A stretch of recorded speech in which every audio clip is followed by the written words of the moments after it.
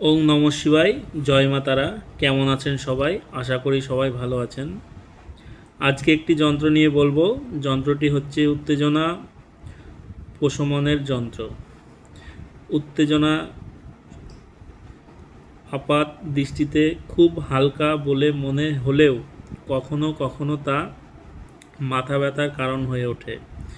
উত্তেজনা নানা রকমের হতে পারে: মানসিক, শারীরিক, সাংসারিক, ব্যবসায়িক, আর্থিক ইত্যাদি। তাই এই যন্ত্রটি ব্যবহার করলে এই উত্তেজনা থেকে মুক্তি পাওয়া যায়।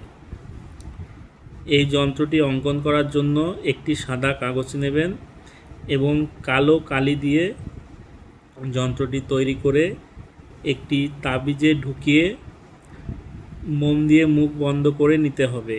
এবারে যে ব্যক্তি কোনো রকম উত্তেজনা অর্থাৎ টেনশন এ ভুগছেন, তিনি এই তাবিজ পুরুষ হলে ডান হাতে এবং স্ত্রী হলে বাম হাতে ধারণ করবে।